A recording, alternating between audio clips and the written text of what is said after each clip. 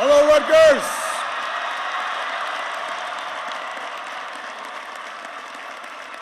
Are you rah-rah? Thank you so much. Thank you, everybody. Please have a seat. Thank you, President Barchi, for that introduction. Let me congratulate my extraordinarily worthy fellow honorary Scarlet Knights, Dr. Burnell and Bill Moyers. Matthew, good job. If you are interested, we can talk after this.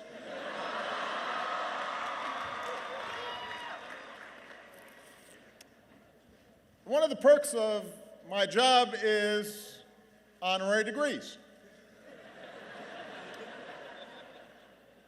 But I have to tell you, it impresses nobody in my house. Now Malia and Sasha just say, okay, Dr. Dad, we'll see you later. Can we have some money?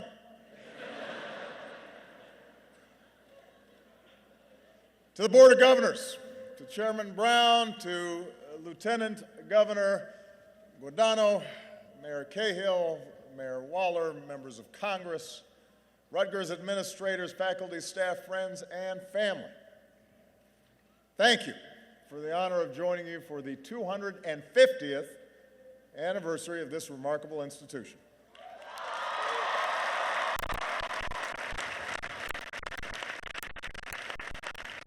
But most of all, congratulations to the class of 2016.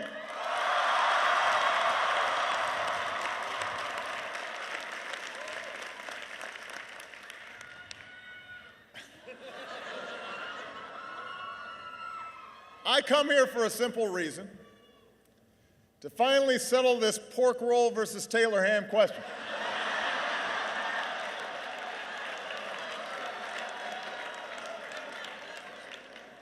I'm just kidding. There's not much that I'm afraid to take on in my final year of office, but I know better than to get in the middle of that debate. The truth is, Rutgers, I came here because you asked. Now, it's true that a lot of schools invite me to their commencement every year, but you are the first to launch a 3-year campaign. Emails, letters, tweets, YouTube videos. I even got 3 notes from the grandmother of your student body president. And I have to say, that really sealed the deal. That was smart because I have a soft spot for grandmas.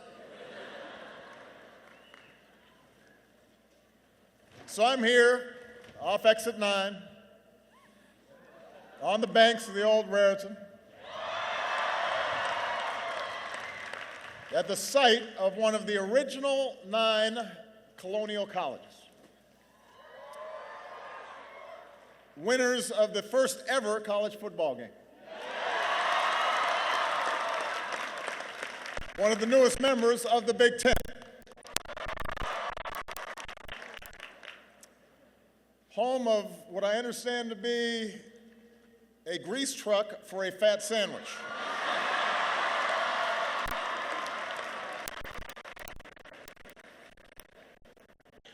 Mozzarella sticks and chicken fingers on your cheesesteaks. I'm sure Michelle would approve.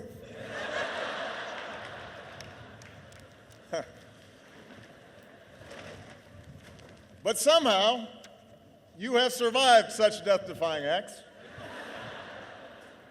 You also survived the daily jockeying for buses from Livingston to Bush to Cook to Douglas and back again.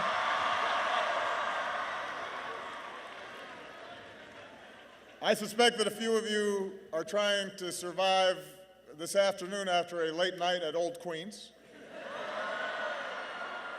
You know who you are.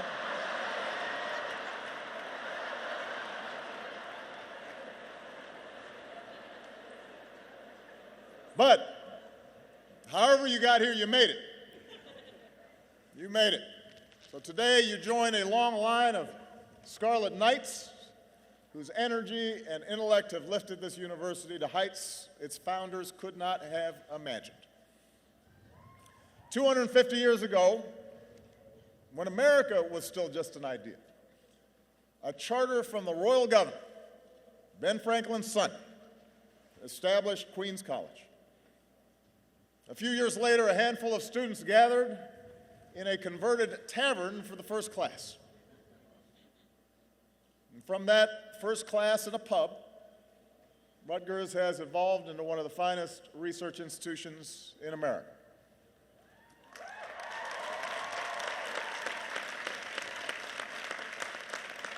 So there's a place where you 3D print prosthetic hands for children and devise rooftop wind arrays that can power entire office buildings with clean, renewable energy.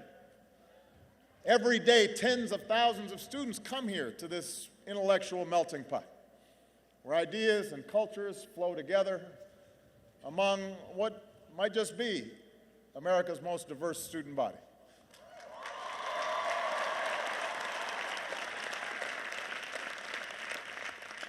Here in New Brunswick, you can debate philosophy with a classmate from South Asia in one class, and then strike up a conversation on the double E bus with a first-generation Latina student from Jersey City before sitting down for your site group project with a veteran who's going to school on the post-9/11 GI Bill.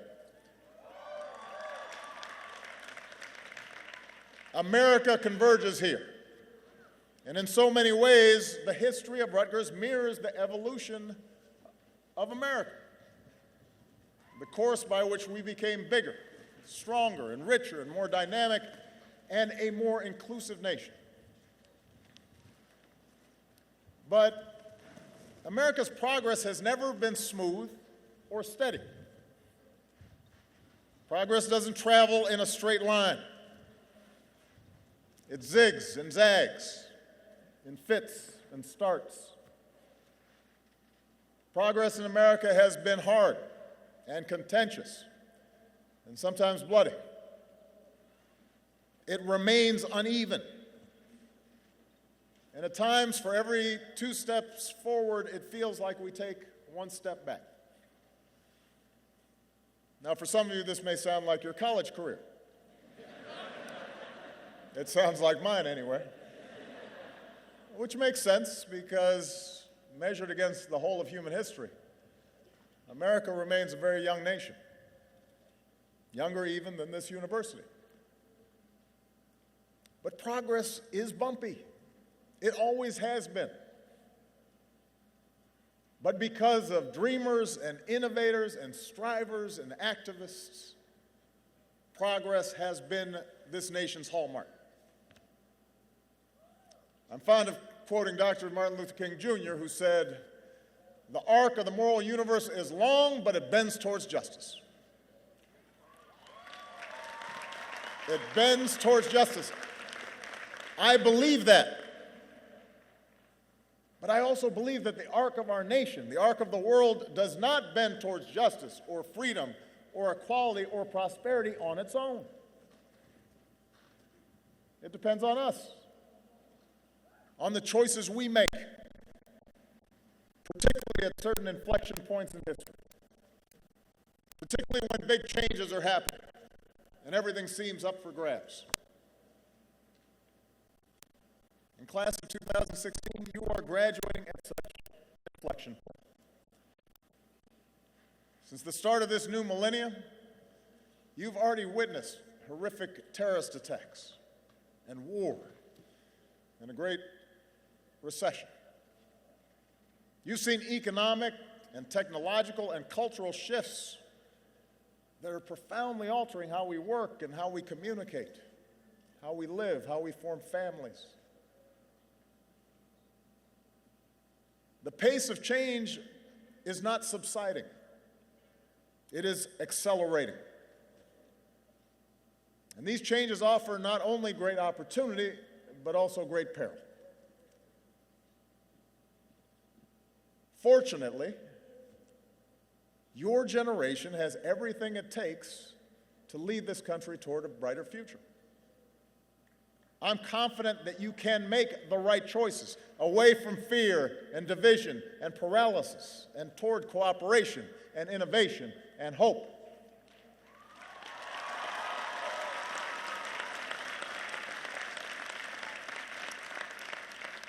Now, partly I'm confident because on average you're smarter and better educated than my generation. Although we probably had better penmanship. And we're certainly better spellers. We did not have spell check back in my day.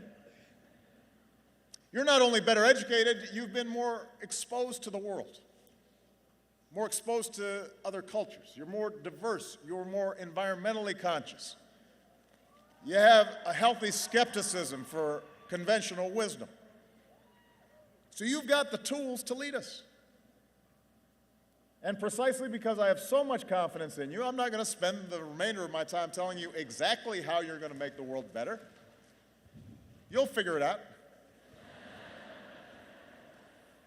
You'll look at things with fresh eyes, unencumbered by the biases and blind spots and inertia and general crankiness of your parents and grandparents and old heads like me. But I do have a couple of suggestions that you may find useful as you go out there and conquer the world. Point number one. When you hear someone longing for the good old days, take it with a grain of salt. Take it with a grain of salt. We live in a great nation, and we are rightly proud of our history. We are beneficiaries of the labor and the grit and the courage of generations who came before. But I guess it's part of human nature, especially in times of change and uncertainty, to want to look backwards and long for some imaginary past when everything worked and the economy hummed and all politicians were wise and every child was well-mannered and America pretty much did whatever it wanted around the world. Guess what? It ain't so. The good old days weren't all that good. Yes, there have been some stretches in our history where the economy grew much faster or when government ran more smoothly. There were moments when, immediately after World War II, for example, or at the end of the Cold War, when the world bent more easily to our will. But those are sporadic, those moments, those episodes. In fact, by almost every measure, America is better and the world is better than it was 50 years ago, or 30 years ago, or even 8 years ago.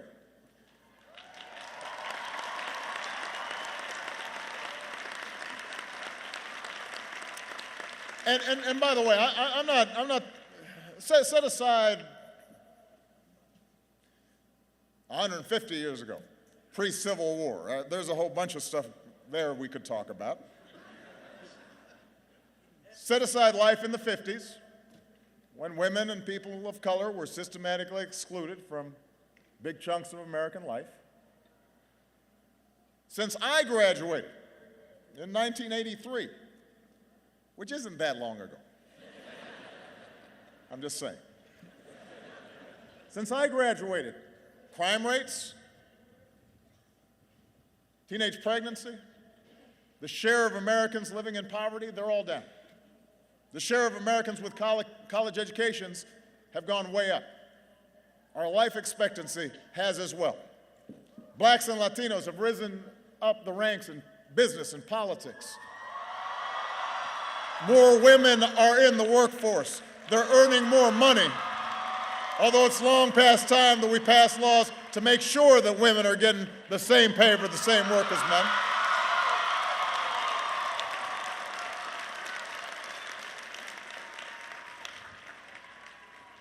Meanwhile, in the 8 years since most of you started high school, we're also better off.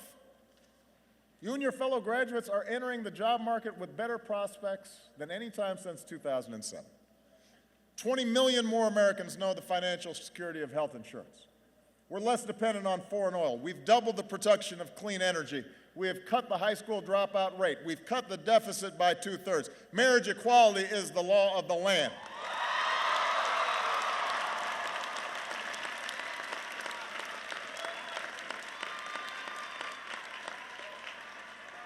And just as America's better, the world is better than when I graduated.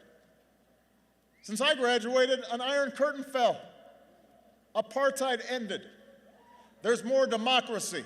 We virtually eliminated certain diseases like polio. We've cut extreme poverty drastically. We've cut infant mortality by an enormous amount. Now, I say all these things not to make you complacent. We got a bunch of big problems to solve. But I say it to point out that change has been a constant in our history, and the reason America's better is because we didn't look backwards. We didn't fear the future.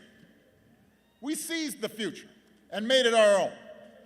And that's exactly why it's always been young people like you that have brought about big change. Because you don't fear the future. And that leads me to my second point. The world is more interconnected than ever before, and it's becoming more connected every day. Building walls won't change that.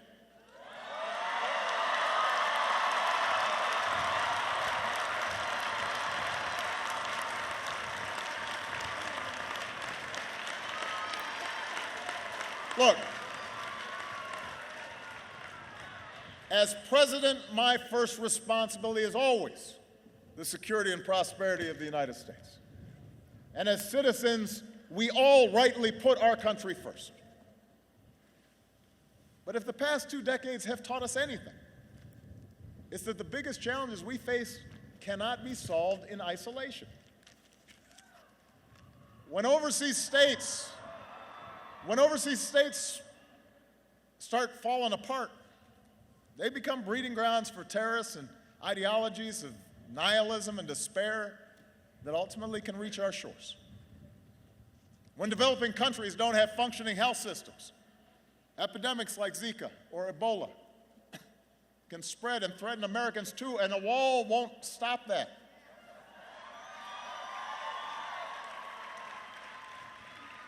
If we want to close loopholes that allow large corporations and wealthy individuals to avoid paying their fair share of taxes, we've got to have the cooperation of other countries in a global financial system to help enforce financial laws.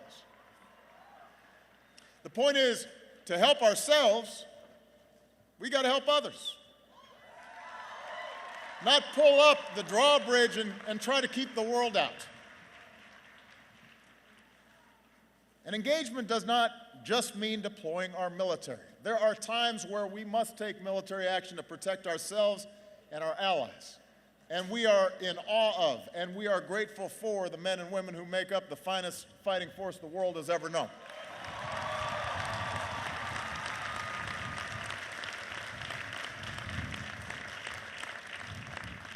But I worry if we think that the entire burden of our engagement with the world is up to the 1% who serve in our military. And the rest of us can just sit back and do nothing. They can't shoulder the entire burden. Engagement means using all the levers of our national power and rallying the world to take on our shared challenges.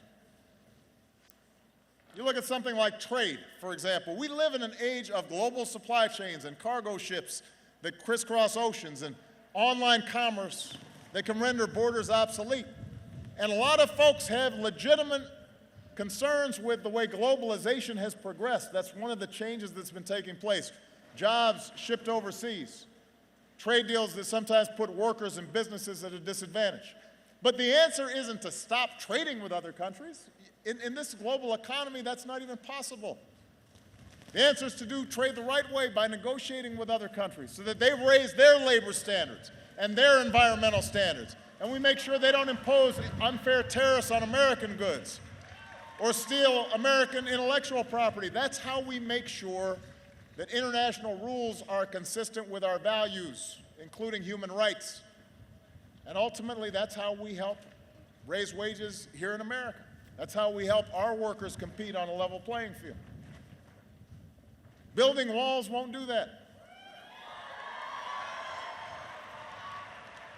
It won't boost our economy, and it won't enhance our security either. Isolating or disparaging Muslims, suggesting that they should be treated differently when it comes to entering this country, that is not just a betrayal of our values.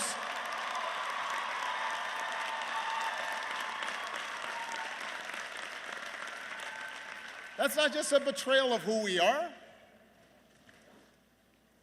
It would alienate the very communities at home and abroad who are our most important partners in the fight against violent extremism. Suggesting that we can build an endless wall along our borders and blame our challenges on immigrants. That doesn't just run counter to our history as the world's melting pot. It contradicts the evidence that our growth and our innovation and our dynamism has always been spurred by our ability to attract strivers from every corner of the globe. That's how we became America. Why would we want to stop it now?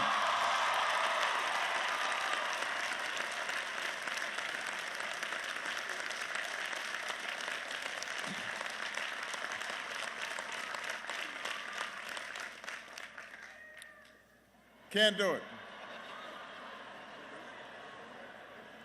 Which brings me to my third point. Facts, evidence, reason, logic, an understanding of science, these are good things. These are qualities you want in people making policy. These are qualities you want to continue to cultivate in yourselves as citizens.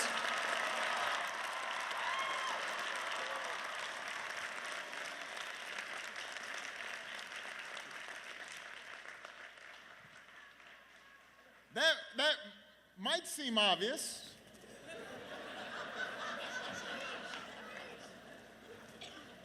That's why we honor Bill Moyers or Dr. Burnell. We traditionally have valued those things, but if you were listening to today's political debate, you might wonder where this strain of anti-intellectualism came from. So class of 2016, let me be as clear as I can be. In politics and in life, ignorance is not a virtue.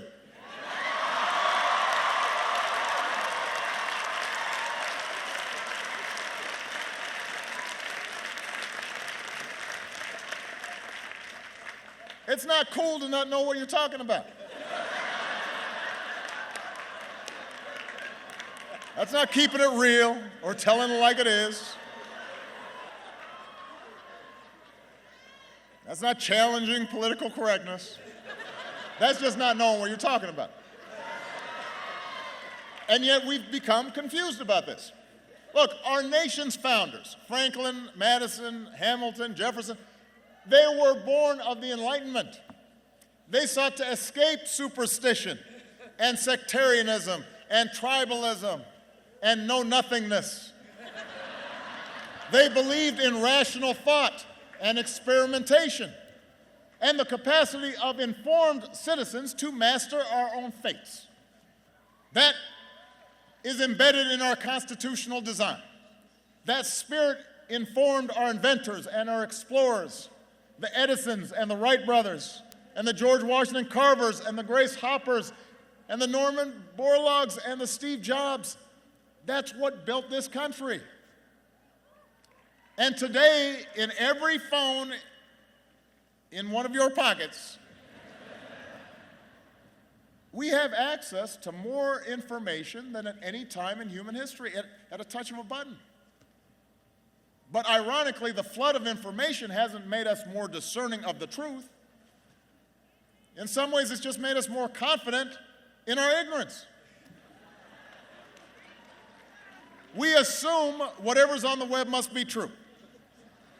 We search for sites that just reinforce our own predispositions. Opinions masquerade as facts. The wildest conspiracy theories are taken for gospel. Now understand, I am sure you've learned during your years of college, and if not, you will learn soon, that there are a whole lot of folks who are book smart and have no common sense. That's the truth. You'll meet them if you haven't already.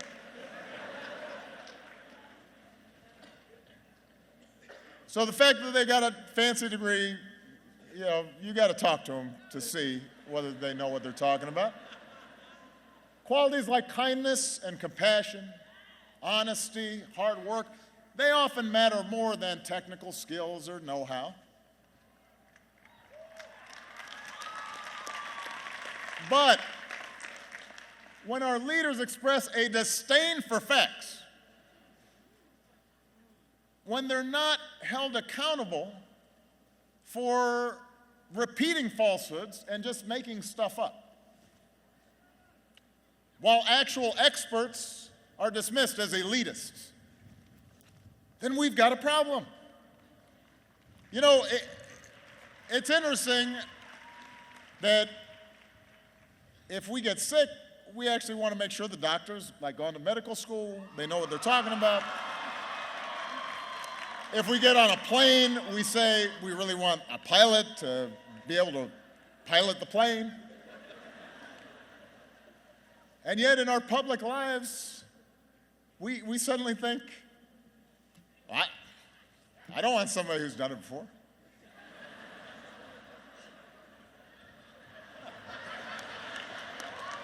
Look, the rejection of facts, the rejection of reason and science, that is the path to decline. It calls to mind the words of Carl Sagan, who graduated high school here in New Jersey.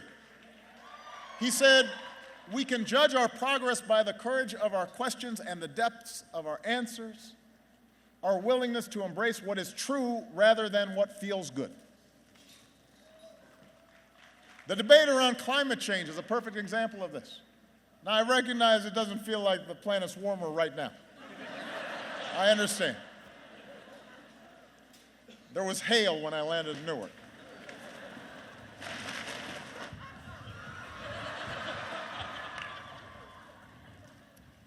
But think about the climate change issue. Every day, there are officials in high office with responsibilities who mock the overwhelming consensus of the world's scientists that human activities and the release of carbon dioxide and methane and other substances are altering our climate in profound and dangerous ways.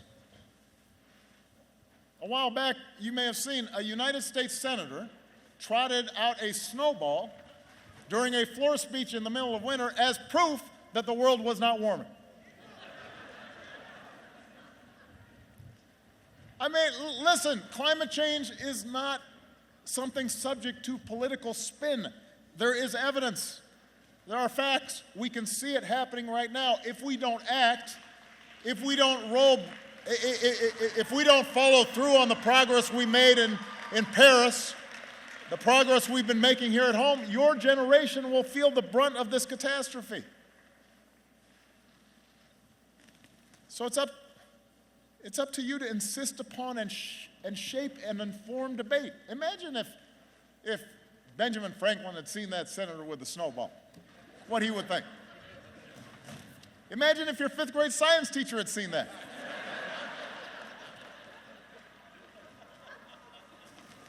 He'd get a D.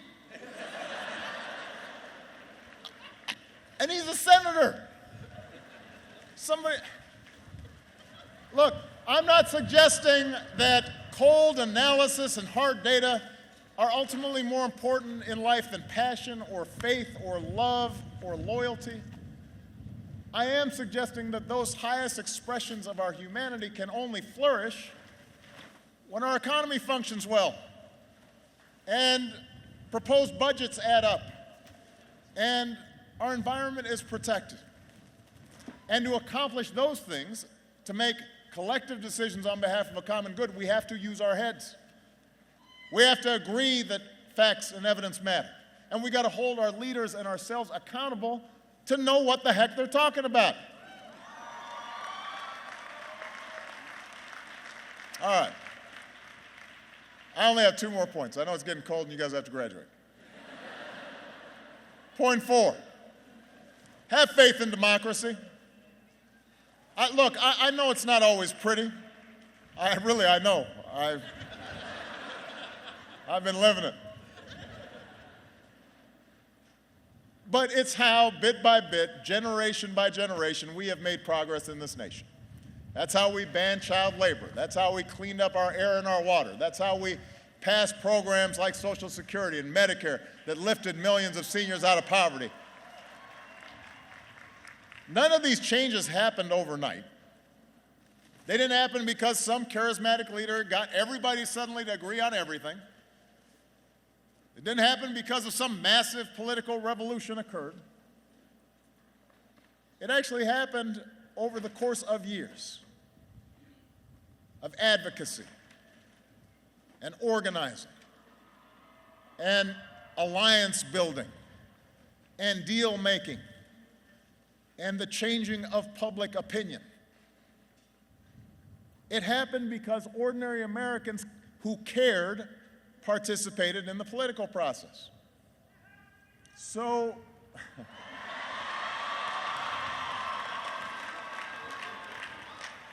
well, that's nice. I mean, I helped, but look, if you want to change this country for the better, you better start participating. I'll give you an example on a lot of people's minds right now, and that's the growing inequality in our economy.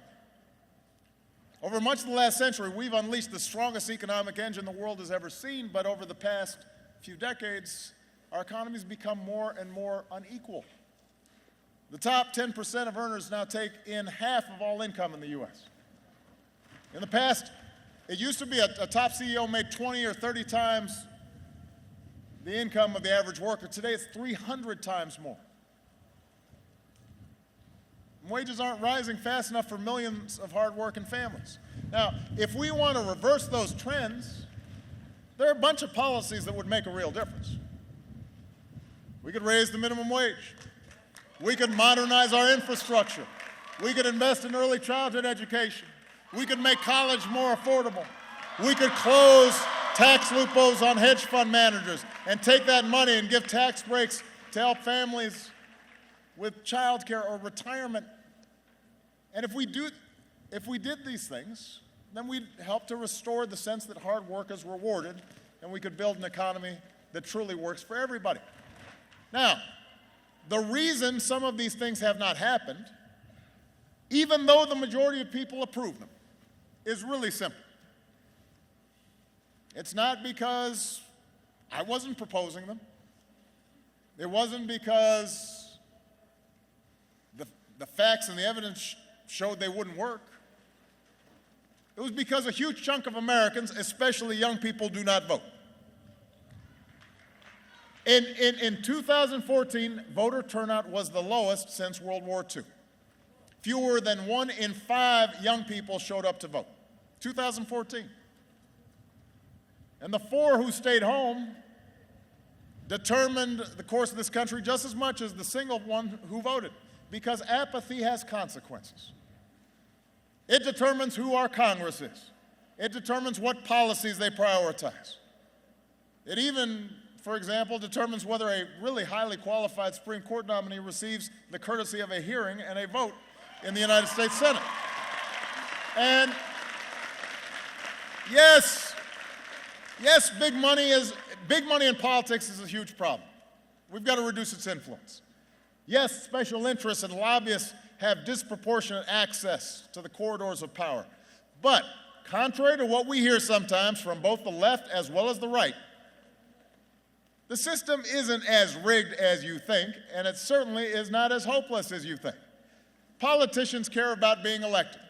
and they especially care about being reelected. And if you vote and you elect a majority that represents your views, you will get what you want. And if you opt out or stop paying attention, you won't. It's that simple. It's not that complicated. And one of the reasons that people don't vote is because they don't see the changes they were looking for right away. Well, guess what? None of the great strides in our history happened right away. It took Thurgood Marshall and the NAACP decades to win Brown versus Board of Education, and then another decade after that to secure the Civil Rights Act and the Voting Rights Act. And it took more time after that for it to start working. It took a proud daughter in New Jersey, Alice Paul, years of organizing marches and hunger strikes and protests and drafting hundreds of pieces of legislation and writing letters and giving speeches and working with congressional leaders before she and other suffragists finally helped win women the right to vote. Each stage along the way required compromise. Sometimes you took half a loaf. You forged allies. Sometimes you lost on an issue and then you came back to fight another day. That's how democracy works. So you've got to be committed to participating, not just if you get immediate gratification, but you got to be a citizen full-time all the time. And if participation means voting, and it means compromise and organizing and advocacy, it also means listening to those who don't agree with you. I know a couple of years ago, some folks on this campus got upset that Condoleezza Rice was supposed to speak at a commencement. Now, I don't think it's a secret that I disagree with many of the foreign policies of Dr. Rice and the previous administration. But the notion that this community or the country would be better served by not hearing from a former Secretary of State or shutting out what she had to say, I believe that's misguided. I don't think that's how democracy works best, when we're not even willing to listen to each other.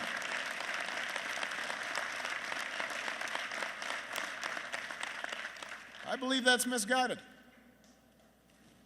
If you disagree with somebody, bring them in and ask them tough questions. Hold their feet to the fire. Make them defend their positions. If somebody's got a bad or offensive idea, prove it wrong. Engage it, debate it, stand up for what you believe in.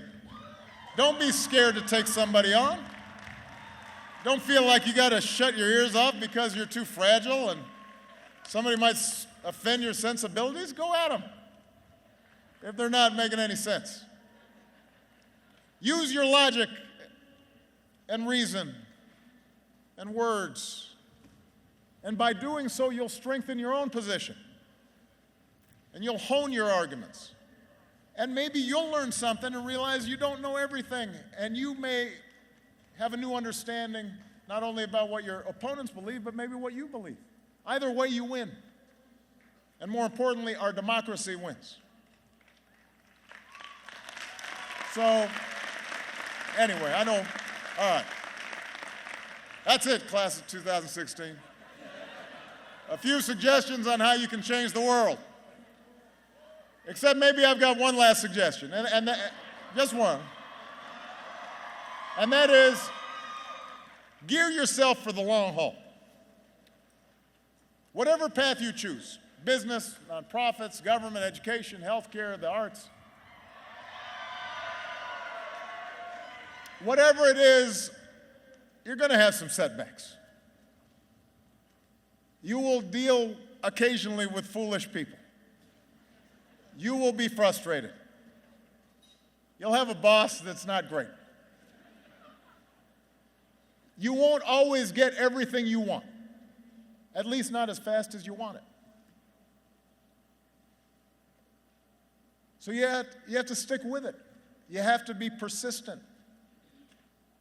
And success, however small, however incomplete, success is still success, I always tell my daughters, better is good. It may not be perfect, it may not be great, but it's good. That's how progress happens in societies and in our own lives. So don't lose hope if sometimes you hit a roadblock. Don't lose hope in the face of naysayers. And certainly don't let resistance make you cynical. Cynicism is so easy, and cynics don't accomplish much. As a friend of mine who happens to be from New Jersey, a guy named Bruce Springsteen once sang, they spend their lives waiting for a moment that just don't come. Don't let that be you. Don't waste your time waiting. And if you doubt you can make a difference, look at the impact some of your fellow graduates are already making. Look at what Matthew's doing. Look at somebody like Yasmin Ramadan, who began organizing anti-bullying assemblies when she was 10 years old to help kids handle bias and discrimination. And here at Rutgers, helped found the Muslim Public Relations Council to work with administrators and police to promote inclusion. Look at somebody like Madison Little, who grew up dealing with some health issues and started wondering what his care would have been like if he lived someplace else. And so here at Rutgers, he took charge of a student nonprofit and worked with folks in Australia and Cambodia and Uganda to address the AIDS epidemic. Our generation has so much energy to adapt and impact the world, he said. My peers give me a lot of hope that we'll overcome the obstacles we face in society. That's you.